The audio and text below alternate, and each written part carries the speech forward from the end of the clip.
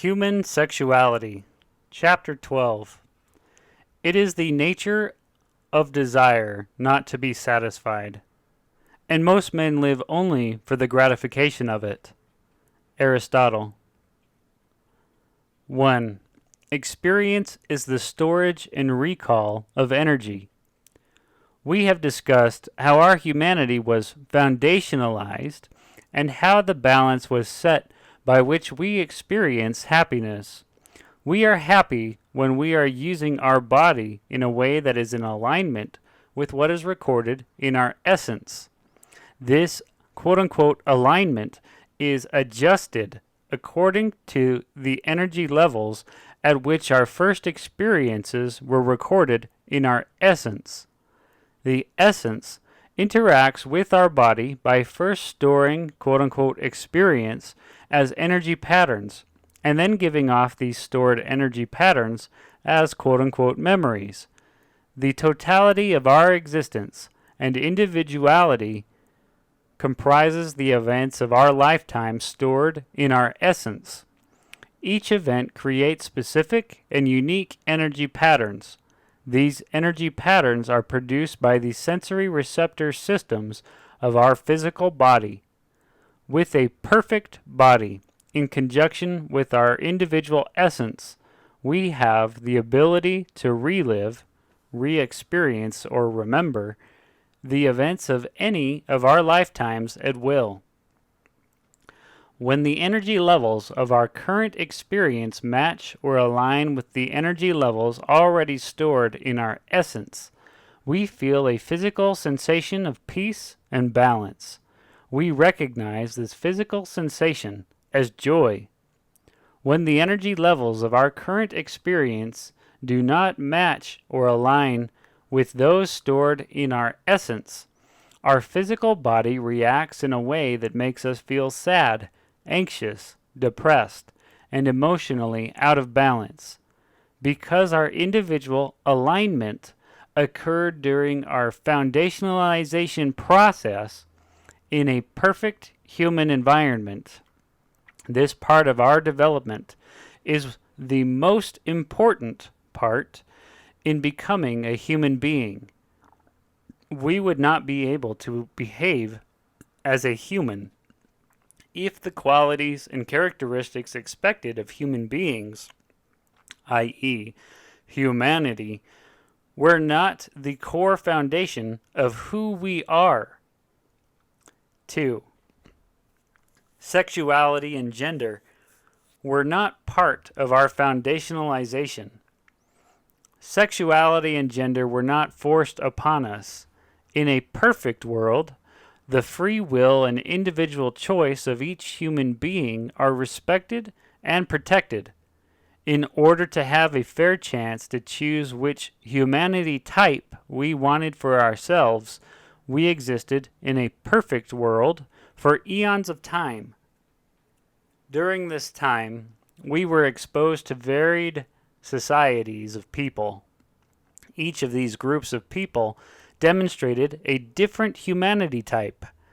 We were able to travel to any planet in our primordial solar system and interact with the advanced humans who lived in these perfect worlds. For the greater part of our foundationalization, we were continually exposed to our female mothers. Thus, we had the opportunity to choose to become a female creator. We were also exposed to male attributes that our father/creator had. Thus, we had the choice of whether to become a male creator. By observing all different humanity types for such a long period of time, we were able to set our own quote-unquote alignment. This personal choice was based on the experiences we had in exercising our free will. No advanced human manipulated us, coerced us, or forced us to be anything but what we chose to be. We chose our own humanity type all by ourselves. At the time of our initial creation, none of us were created as a male or as a female. because it is not consistent with a fair and equal foundationalization process to be given inequalities in any form.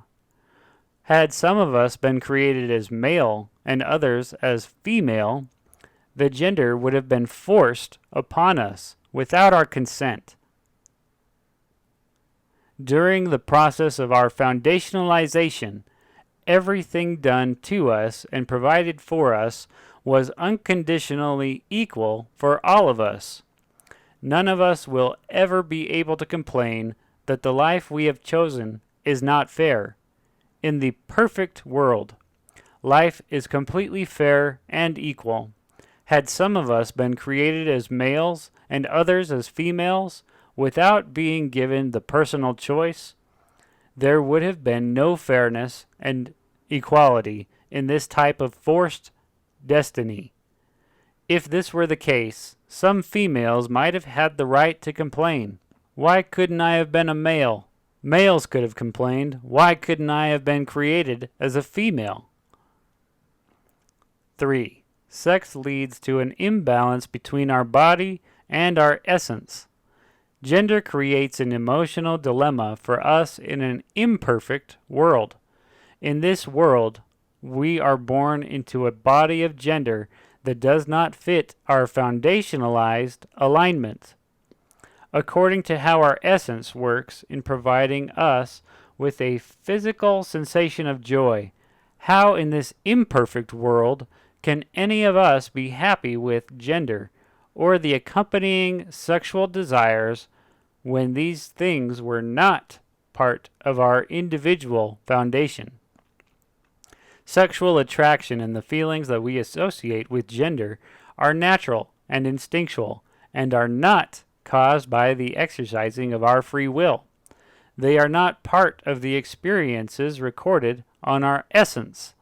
They are caused by our imperfect body and affected by our gender.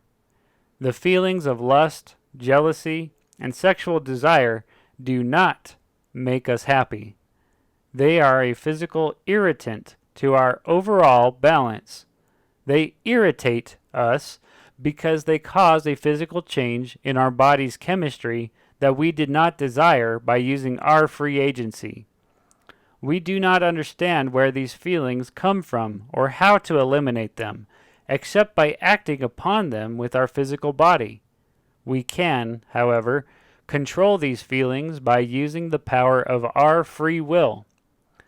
But the fact that they arise in our bodies and offset our balance of happiness without our willing consent causes us frustration. If left to the natural urges of the body, without interference from our own will, these feelings would continue to irritate us until we satisfied them. Satisfying these urges could lead to consequences that we did not initially desire as part of the expected experience. Sexual desires arise naturally and do not have to be quote-unquote willed by us. When we see a particularly sexually attractive person, for example, our body reacts before we have a chance to think about it. Most people in an imperfect world are given a set of moral guidelines concerning sex and how to control these unwilled, natural physical sensations. Some of us might be taught that we should not lust after another person who is not our quote-unquote married partner, for example. Nevertheless, the lust and desires seem to arise and affect our body whether we like it or not.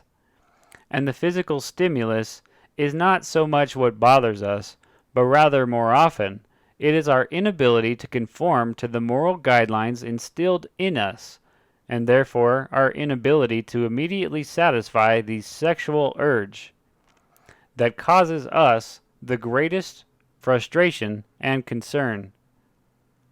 4. Androgynous feelings are a normal part of our sexual nature. During our foundationalization process, we developed certain individual characteristics that were influenced by the experiences we acquired while being exposed to females, males, or other genderless beings similar to ourselves. Although no sexual association was attached to the characteristics we were exposed to, we recognize them as feminine and masculine human traits. We also recognize that genderless humans possess some of both characteristics. Each of our individual propensities was foundationalized by observing the human trait in others. Our observations were not always of perfect advanced human beings.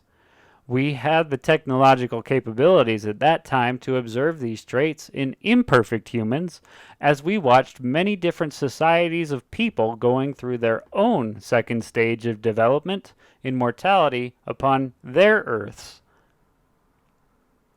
Each of us developed either more feminine traits or more masculine traits, depending on how we chose to spend our time during the foundationalization process. There were those of us who were more intrigued, for example, with the wars and carnage people caused each other in the imperfect worlds we observed. Some of us were intrigued by the chaos that uncontrolled free will caused human beings.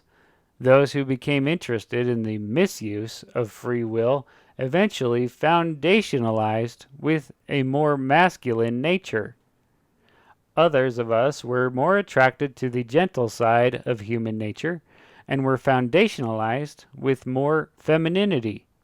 Keep in mind, advanced males are those who oversee the misuse of free will in imperfect worlds. Advanced females want nothing to do with it. For this reason, when our essence is placed in a mortal, imperfect body, regardless of whether it is a male or a female, the power of our essence, or the foundationalized experiences contained therein, subconsciously causes our brain to be geared more towards either feminine or masculine propensities. This is why homosexuality occurs. Many of us find more comfort, more alignment, exhibiting feminine desires in the imperfect body than we do masculine, or vice versa. The majority of us are more comfortable accepting the sexual act between two women than we are between two men, because of the propensities of femininity around which most of us were foundationalized. However, homosexual men are naturally attracted to physical masculinity. The men to whom other males are attracted must also exhibit an overall feminine generality, compassion, kindness, gentleness, etc. Regardless of how masculine their body is, or the homosexual relationship will not work. 5. The sex organs are the extrasensory receptor system. Gender gives us an extrasensory receptor system apart from, but also comprised of, what we consider to be our basic senses of sight, smell, sound, taste, and touch.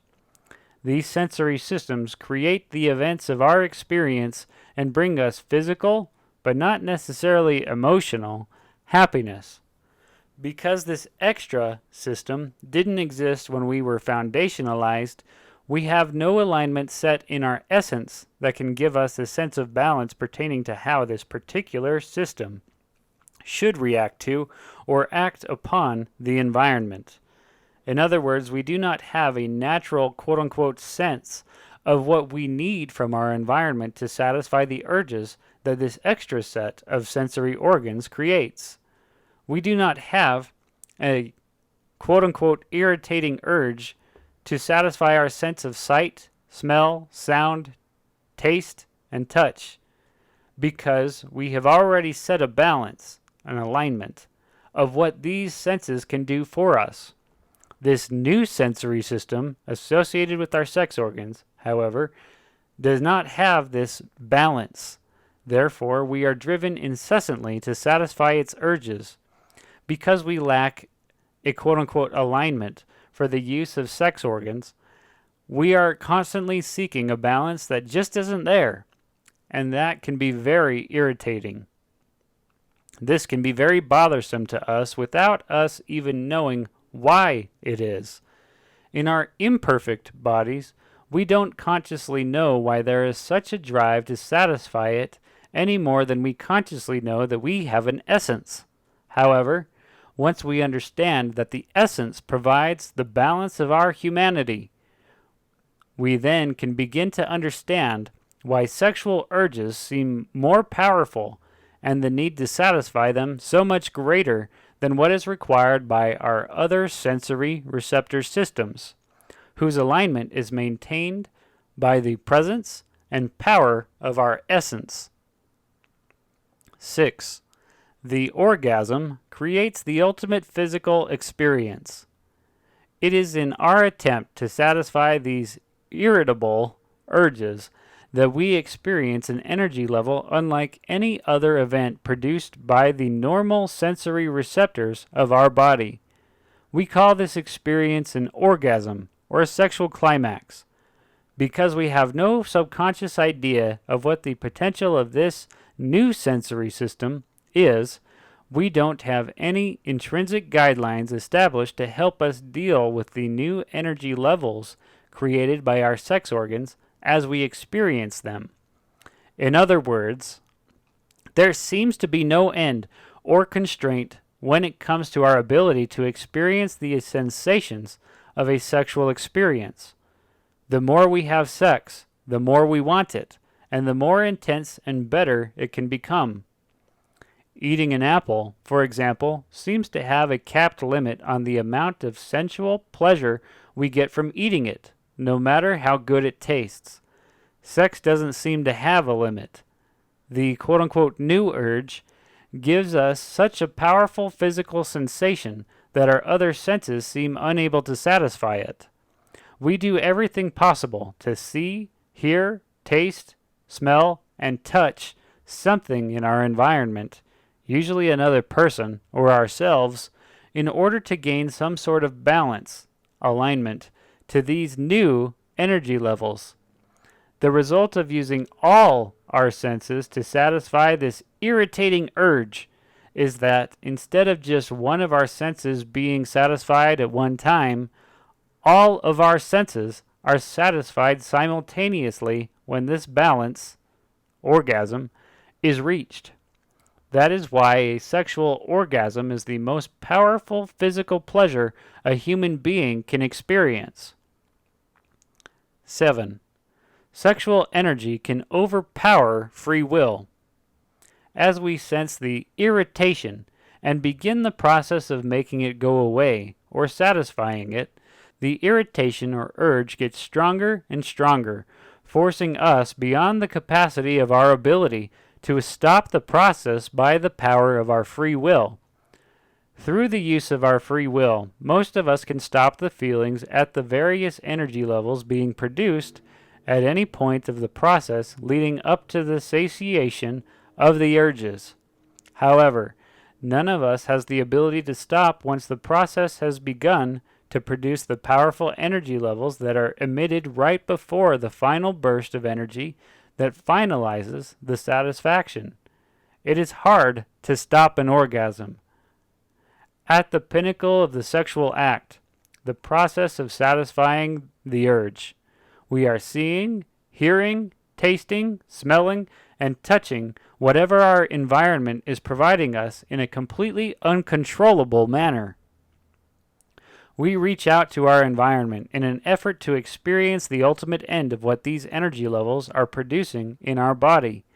And until we reach that end, we will take advantage of what is available in our environment in any way we can. 8. Undeveloped sensory systems inhibit the sexual urge. Pre-pubertal mortals do not have these urges. Therefore, there is nothing that needs to be satisfied. Children are curious of the inequality among themselves as they notice that boys have penises and girls do not. However, there is nothing that quote-unquote irritates their physical body at this stage of their physical development. Children expend all of their energy in satisfying hunger, sleepiness, and other physical discomforts, which are also associated with the construct of the imperfect body. But again, children have no sexual urge that creates discomfort. The moment we are born, our body begins to mature to a certain predetermined level mapped out in the quote-unquote plans of our imperfect DNA. These quote-unquote plans are not equal and the same for any of us in an imperfect world. Some of us mature earlier and faster than others, while our sensory receptor systems are maturing during our childhood years. They are more easily satisfied because it takes less energy to do so. But once these systems reach a certain level of maturity, the stage of human physiological development we refer to as quote-unquote puberty, these systems are not satisfied until they are used to their full potential. Our eyes want to see the brightest colors and the sharpest contours of our environment. Our ears are pricked to hear all that makes a sound. Our taste buds are longing to be satisfied. Our nose craves the smell that we enjoy. We want to touch everything and anything we can get our hands on. We also begin to want sex, which again is a coalescence of all of our physical senses. 9. An imperfect world does not allow us to fully satisfy all of our senses. We base our desire to satisfy our senses on the unconscious memories, or quote-unquote alignment, that was established in a perfect world where the sights, sounds, smells, tastes, and textures provided the ultimate human experience. In an imperfect world, when our sensory systems reach their full maturity and are not satisfied the way they were during our foundationalization process, we are subconsciously seeking that quote-unquote aligned balance. Because the imperfect world cannot provide us with anything close to the quote-unquote ultimate human experience of a perfect world, when our senses mature and are at their peak, they never seem to be satisfied. This inability to satisfy our senses creates what we experience as more powerful sexual urges. These quote-unquote urges are simply all of our sensory receptors longing to be satisfied at the same time. As we engage in the process of sex, all of our senses are affected. They are functioning at their full capacity, each seeking the fulfillment for which it was created. As the sexual process progresses, and the closer we seem to get in reaching that balance, the harder it is for us to use our free will to control the energy levels created by our senses. In an imperfect body, in an imperfect environment, it is impossible to reach a complete balance between our brain and the quote-unquote aligned energy levels of the essence. In other words, we never completely satisfy our senses of sight, smell, sound, taste, and touch with the imperfect things that are available to us in an imperfect world. To compensate for our inability to match our current sensory experience with that stored in our essence, we are continually motivated to satisfy the only one of our sensory systems that we can completely satisfy, our sexual sense. We appear to completely satisfy this sensory system because of our experiences in an imperfect world, where we first encounter the sexual sensory system. In our current world, we consciously set the alignment for what is satisfying and what is not. There is no stored level of sexual sensory balance from our previous perfect world. 10. We establish our sexual tendencies in an imperfect world. In our current mortal life, we have the ability to satisfy and complete the balance of our sexual senses because we set the alignment according to our experience. We measure whether or not we are satisfied. whether or not the sexual experience is good based on our past experiences in this life, without the influence of our essence. The expectations of our other senses are not satisfied by the poor imitations of the ultimate human experience provided by an imperfect environment. For this reason, when we experience quote-unquote good sex, all other sensory experiences that do not make us feel like we did during this quote-unquote good experience, or those that don't allow us to feel the same energy pattern produced by a past sexual experience, do not completely satisfy us. 11. Males mature sexually slower than females. Generally, the sensory receptor systems of females reach their maturity about the age of 20 years. Males take a little longer and are usually fully mature sometime in their early 30s. Full maturity means that the imperfect body has developed to its greatest physical potential. It's at this time that a person can experience the greatest energy levels that their fully mature, imperfect sensory receptors can produce. This does not mean that one's ability to experience the satisfaction of sex gets less intense over time, because in most cases it does not. Not being sexually satisfied has nothing to do with the imperfect body not having the ability to reach its full potential of experiencing pleasure. Sexual satisfaction has all to do with the ability of a person to utilize the body and its senses to reach what they experienced in past sexual experiences. Past experience sets the parameters of sensory potential. The more experience one gains in the process of sex, the better the person develops the ability to use the senses to reach the energy levels produced by the process.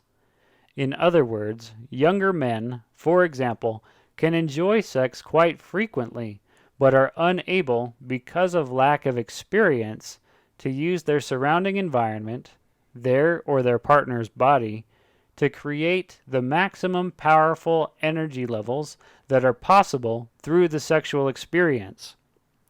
Very few women are able to achieve the ultimate potential of the sexual experience, many because of the lack of experience or desire of their partner to help them achieve it.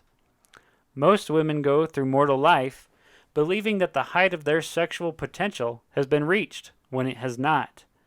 Reaching closer to this potential usually occurs when they change partners to one who is more experienced, or they take the time and patience to achieve the potential themselves through masturbation as they explore their own sexuality. As is the case with all of our imperfect experiences in mortality, none of us will ever experience the ultimate human sexual experience. We cannot achieve it with an imperfect body. Our current bodies can only entice us to want to keep having sex in order to increase the levels of ecstasy of the experience. Nevertheless, these bodies cannot provide us the opportunity to achieve what most of us will never experience unless we are Solarian human creators. 12. As the sensory systems break down, the sex drive diminishes. As a person grows older, the body begins to break down and the sensory receptors do not function as well as they did when the body first reached maturity. Less energy is needed to satisfy the deteriorating sensory systems. Therefore, the need for sex also diminishes proportionately. If, however, a person keeps the body in shape and limits its deterioration, the sexual process can be experienced late into one's life, though the frequency and need of the senses to be satiated will become less and less. The imperfect body only allows a certain time frame wherein its sensory receptors are fully mature and able to function to their potential. But even functioning to its maximum sensory limits, an imperfect body will never be able to reach the balance necessary to bring the energy levels of the body in line with the foundationalized perfection of human sensory stimuli established in a perfect world.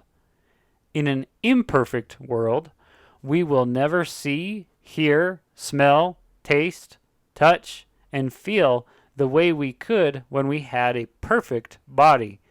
Thus, we are continually unsatisfied on a subconscious level. Our imperfect body will eventually die, not having experienced the full potential of any of its senses. 13. Our inability to find our sexual balance is a curse, as is the same for all of our sensory systems. Through each of our individual experiences, we set the level of potential for each. Sex is no different, except for one very important thing. Unlike our time going through our foundationalization process, there is not an advanced human being around all the time who can teach us all about sex and its potential. They are not available to guide us through the process of establishing the perfect alignment for this particular sensory system. We are left to ourselves to determine what this alignment or ultimate human experience should be. Furthermore, we do not have a perfect environment in which to set the perfect foundation for this new sensory system. We are left to ourselves with an imperfect body in an imperfect world, attempting to first find the potential of sex and then reach that potential. So instead of sex being a wonderful sensory experience that creates unlimited satisfaction, the feeling of joy, it becomes a curse to us in an imperfect body. 14. Sex creates inequality and human suffering. Sex becomes a curse because it creates inequality. Males experience it differently than females. Women seem to be more vulnerable to the negative effects of sex, rape, incest, and prostitution. However, the finality of the sexual process in its imperfect state creates misery for everyone. As a result of sex, the woman gets pregnant and is forced to create a child that grows inside her body and comes out in an incredibly painful manner. Once the child has been produced by the woman, the man feels a sense of responsibility to provide for both mother and child, and is forced to do so in an imperfect environment, which does not provide anything without the expenditure of energy, i.e., work. With an imperfect body in an imperfect world, the curse of having the ability to have sex is basically twofold. 1, we experience pain in childbirth, and 2, we are forced to work for what we need in order to support not only our own life, but also the new life we created. We can call it a curse because it causes us misery. It causes us misery because it does not match any of the experiences that we have recorded in our essence.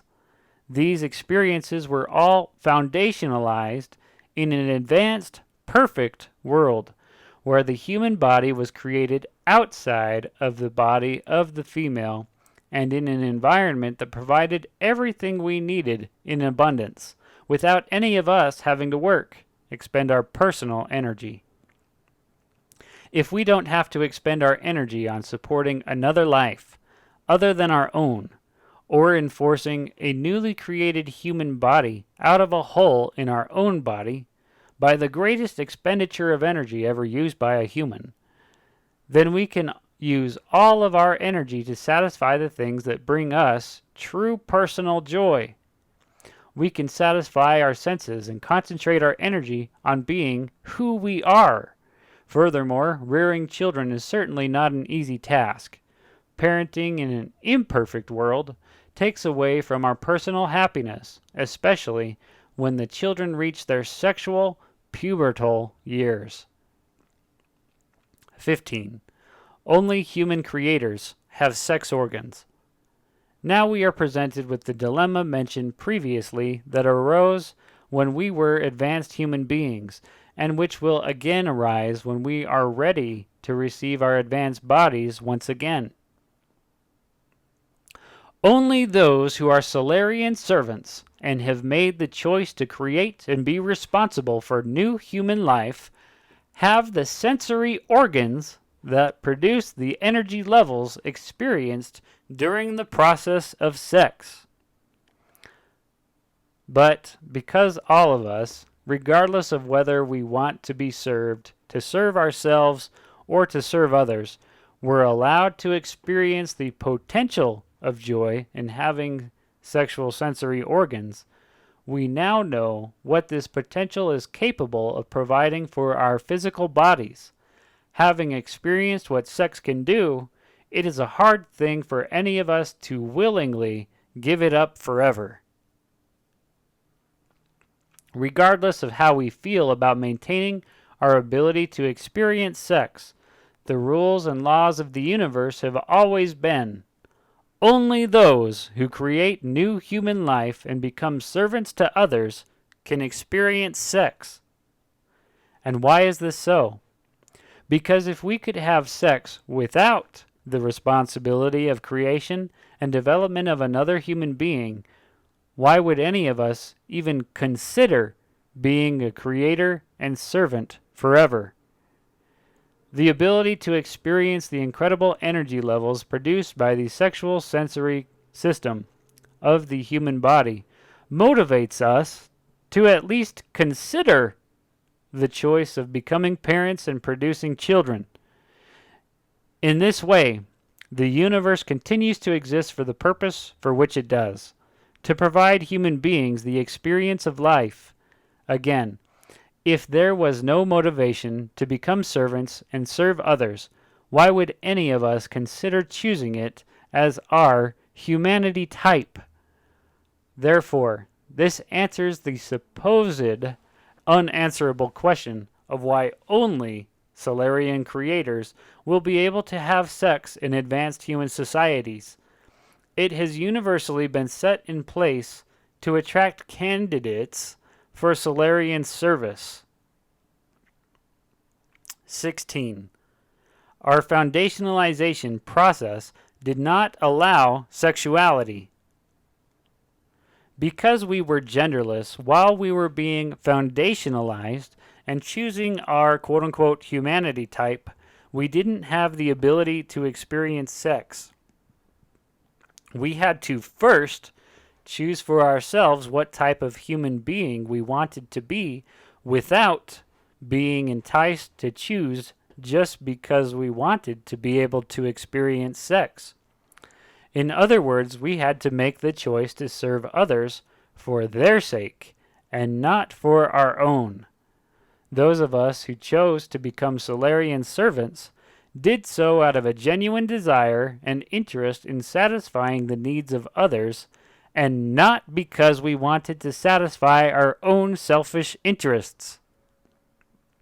Not having had the actual physical pleasure, newly created humans without gender do not have any memories stored that would allow them to relive sexual pleasure. Without actually experiencing it, yet knowing that it is a possibility, helps keep free will protected.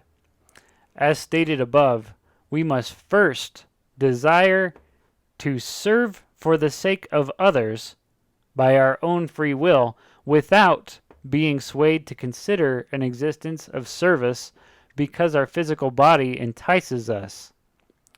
True knowledge is impossible without personal experience.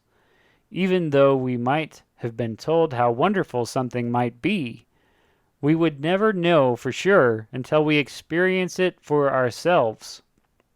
However, all of us perceived that when human beings engage in sex, the experience seemed incredible. In viewing the actions taking place on other worlds where mortals were going through their experience of an imperfect world, we witnessed human beings engaging in the act of sex and becoming satisfied thereby. we could tell that having sex provided energy levels that combined all human senses into a coalesced package of the quote-unquote ultimate sensory experience. However, we could also see the enormous amount of problems and responsibilities that having this power created. Yes, we saw how miserable human beings could become because they had this ultimate human power in an imperfect world, and also how great the responsibility was for those advanced beings who had the ability in a perfect world. We had to decide for ourselves what was the best for each of us individually. 17. We were able to see the negative effects of sex. We saw the inequality, the jealousy, the unfulfilled desires, and the lust associated with sex. We saw the way that free-willed beings exercise power and control over one another, not for the sake of another, but for the sake of the individual. We saw the way that leaders control their followers by regulating sex and causing free-willed humans to feel guilty and depressed for using their free will to satisfy the needs of their body without hurting another or impeding on another's free will. We saw these same leaders manipulate and convolute explanations of naturally occurring diseases associated with and intended by our mutual creators for an imperfect world into quote-unquote sexually transmitted diseases that further perpetuate a false sense of fear and anxiety. We saw the overwhelming pervasiveness of sex in all aspects of humanity. We saw exactly what we are currently experiencing in our world.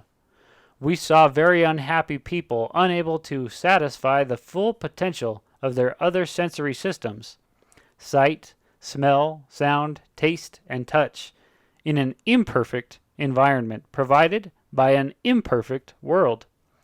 We saw that the only sensory system that they seemed to completely satisfy, according to the nature of their imperfect body, was their sexual one.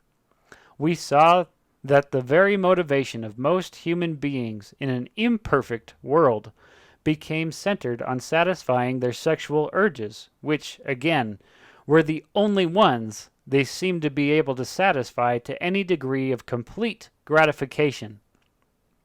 To reiterate, because our sexual experience is limited only to our experience in an imperfect world, it seems to us as if we can actually satisfy our sexual urges. This is because we have no essence-based memory with which to subconsciously compare it. However, our experience with sex leaves us with the impression that there is much more to our sexual potential than what we know about. We come to this realization because the experience has the capability of reaching higher levels of ecstasy each time we engage in it. Again, while we were being foundationalized, we were able to watch other societies of human beings develop on their imperfect worlds. As human life began to develop in these worlds, the first experience of sex always ended in the creation of a new human being. At least until humankind progressed enough to figure out how to have sex without having a baby. With the new freedom that came from being able to experience sex without any responsibility, and the advancement of technologies that allowed less stress and work to provide for the necessities of life, the frequency of the sexual act increased. As it increased, the people became more aware of their inability to reach the full potential of the urges that they created from exercising their uninhibited power to have sex. Life in an imperfect world became all about having sex, which, in essence, is simply the free-willed desire to satisfy the physical sense of the body. Nevertheless, as the society of humans with imperfect bodies became more liberated in their sexual experiences, They realized that something was still missing that kept them in a miserable state of existence. Although they could have sex when they wanted, and with whomever they wanted, without feeling guilt or filled with anxiety, and they had all of their basic necessities provided for with little or no expenditure of energy on their part, they were still very unhappy and miserable.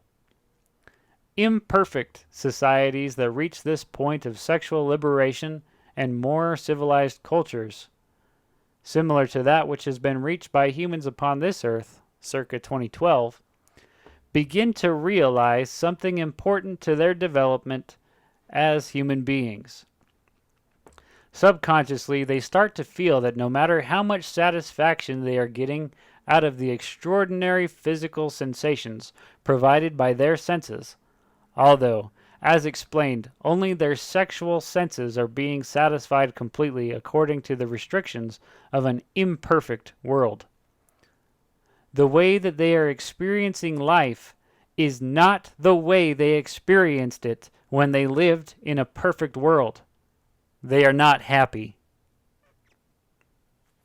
18. We will never reach a full balance of happiness through sex. As mortals, we will never be completely happy until we are able to match our present experience with what was foundationalized in our primordial life. No matter how much sex we have, no matter how many riches we have or worldly possessions, because these experiences weren't part of our original foundationalization, we can never find a fullness of joy in the imperfect world. We will never find this complete joy unless we are able to become the unique individual that we became in a world where we made the choice of who we are without being forced to become someone we are not because of the expectations placed upon us by others. In the end, most of us will figure out that it is better to give up sex and be happy with who we are rather than live forever in a state in which we are distracted from our personal balance. We will understand the connection between our imbalance and the sexual experience when it is associated with only serving ourselves or being served by others.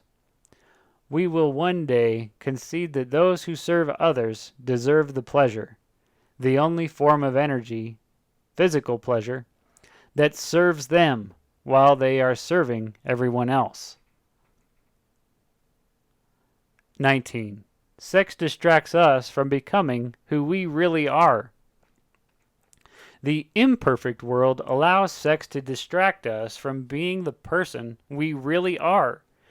If we were to get rid of sex, then our only motivation would be to express our individuality and find joy in being ourselves. But because the imperfect world was created and intended to provide us with an opposition to all that is perfect, sex is the only thing connected to our physical senses that we can count on to give us a full satisfaction of joy, if only for a moment. So, we have sex for a few minutes, but then are forced to once again confront a world where it is impossible to find a fullness of joy in anything else. Is it any wonder, then, why sex is such an integral part of our current imperfect experience of life? And is there any wonder why sex provides only a very short temporary escape from the reality of our misery? 20.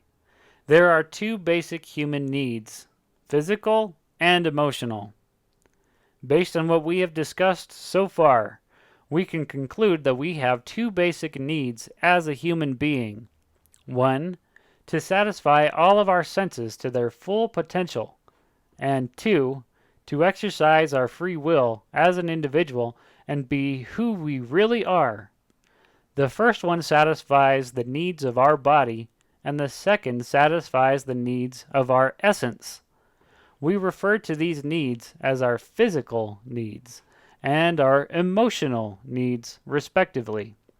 In a perfect world, we are able to satisfy both completely and without any difficulty. This is because the basis for these needs was foundationalized when we lived in the perfect world.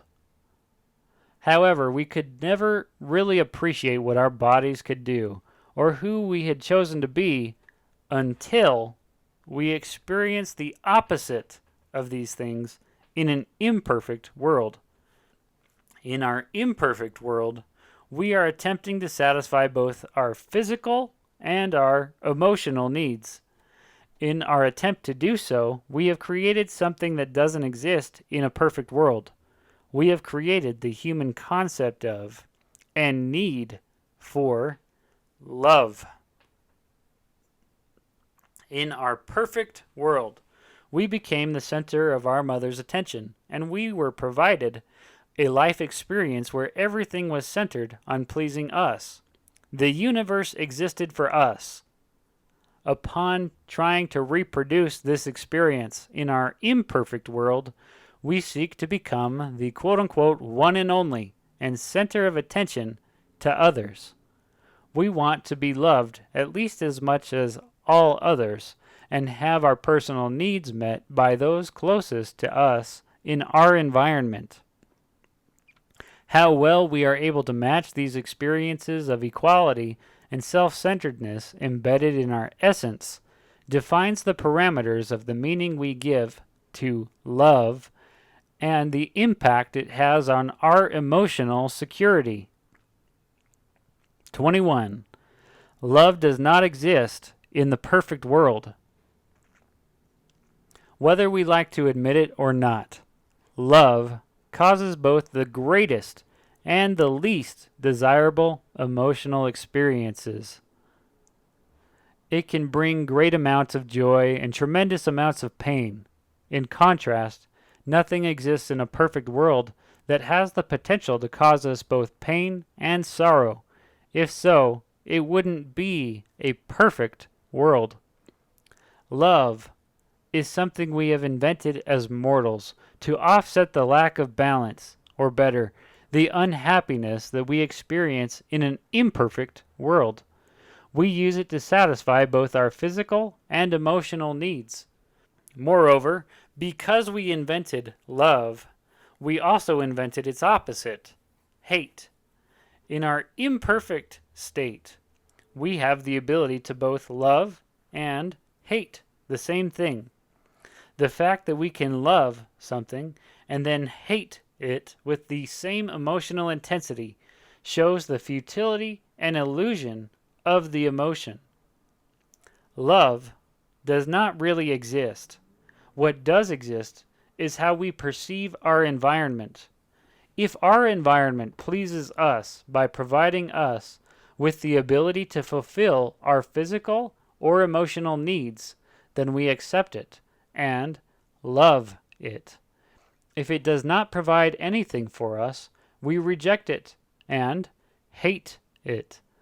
However, there is only one thing in our world that we can both love and hate with the same intensity: each other. 22. Love is based on what others can do for us. Because we exist to satisfy both our physical and emotional needs in an imperfect world, sex is the first measure most often used to determine if a person is going to fulfill our needs. Because our physical bodies are craving sex, the sensation becomes a craving for love in our minds, as it is a constant urge that needs satisfying. In addition, because we individualize the emotion and direct it towards just one person, love becomes the determining factor of whether or not we involve ourselves with a specific person. Do we love that person or not? Are we falling, quote unquote, in love? As we analyze the emotion, we do not consider what we can do for the other person.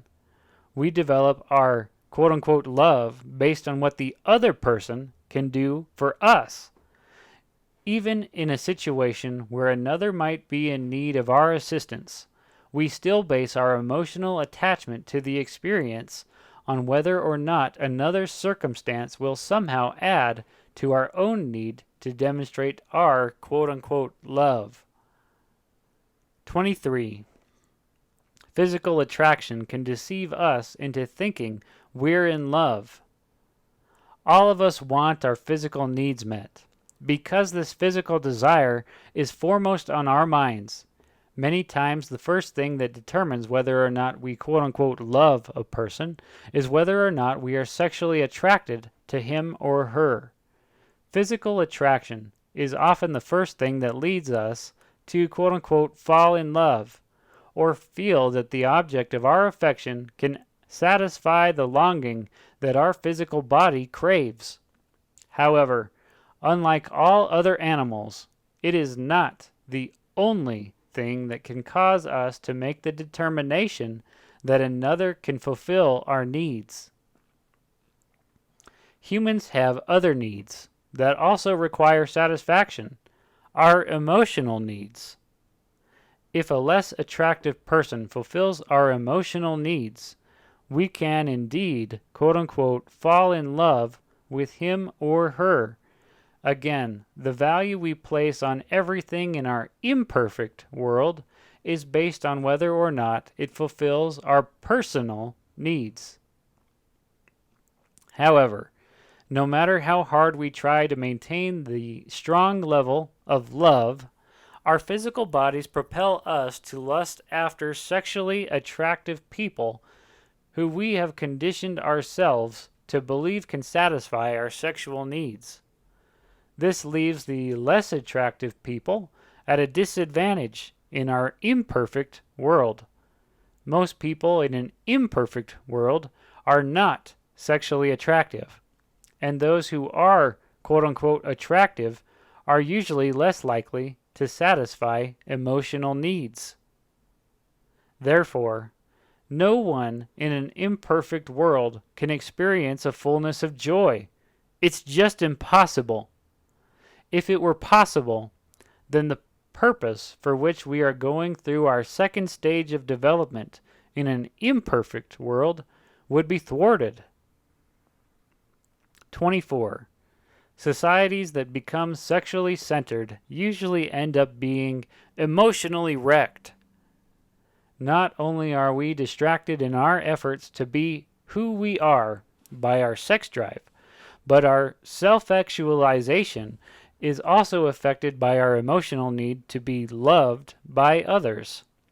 To be loved, we are forced to do what we know will get someone to love us.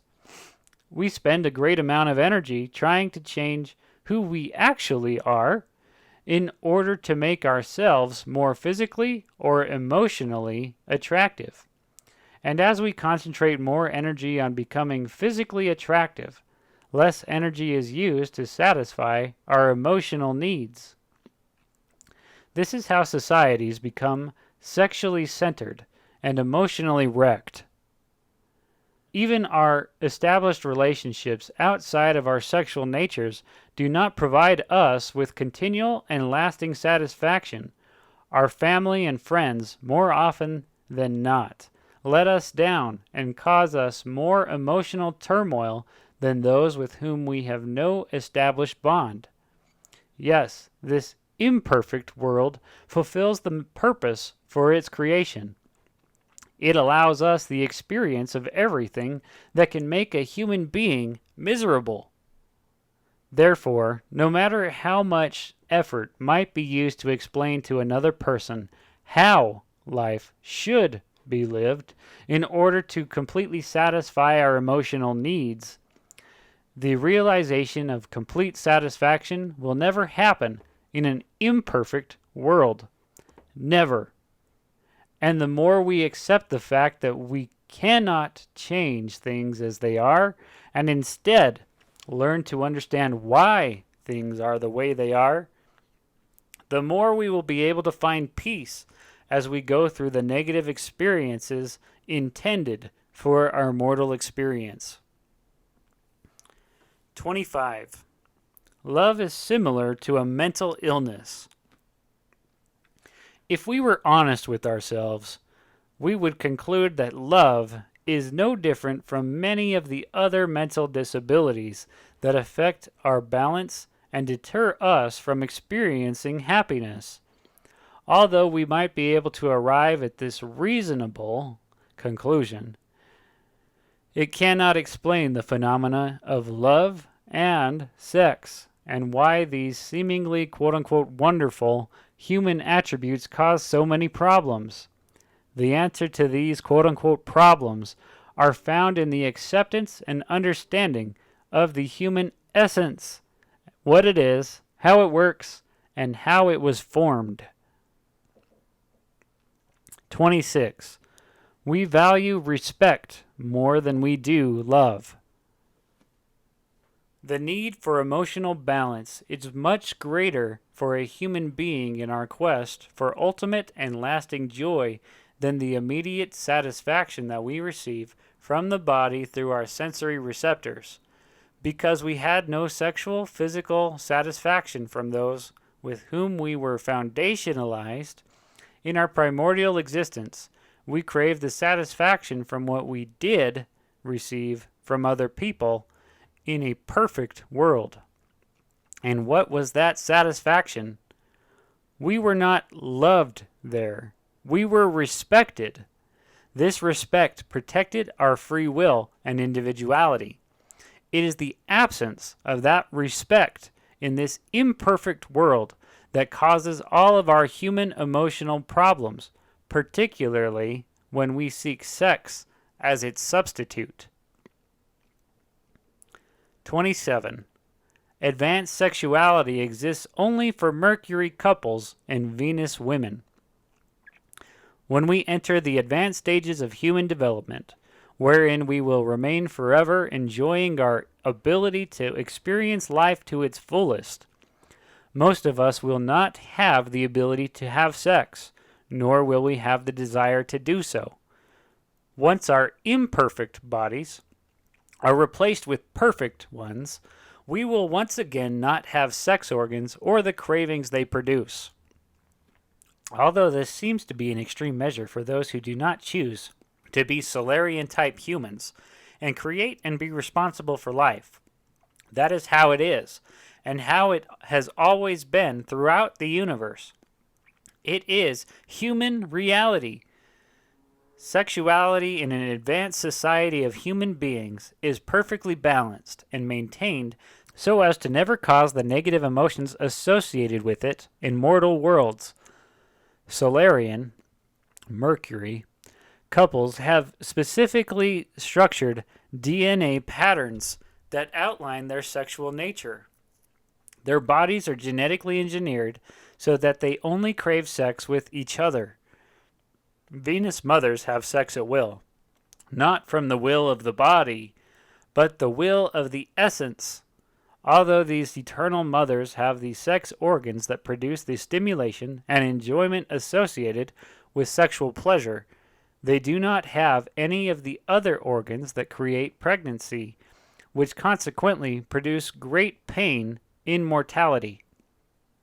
They have no ovaries or womb in which they create human bodies. Summary: no newly created human being is provided with a body that has sex organs.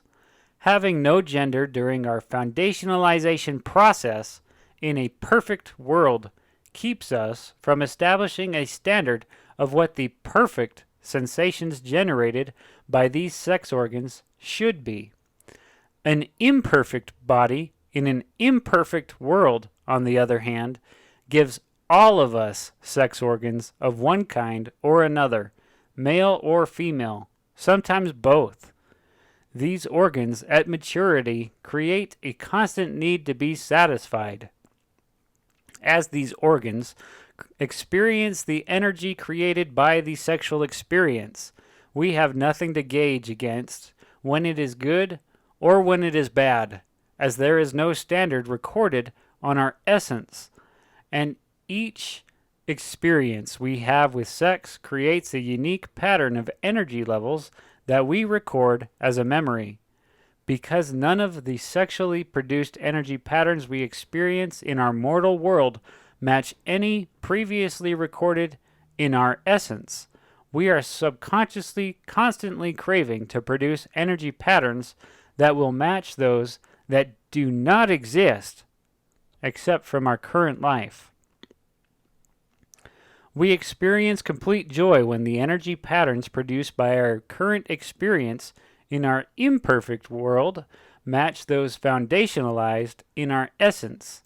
In other words, when we do what we did in a perfect human world, we feel a sense of balance that we recognize as joy. Sex was not foundationalized in that perfect world. For this reason, in this imperfect world, we can have sex with a lot of people and experience great amounts of physical pleasure. Or we can even create this pleasure for ourselves.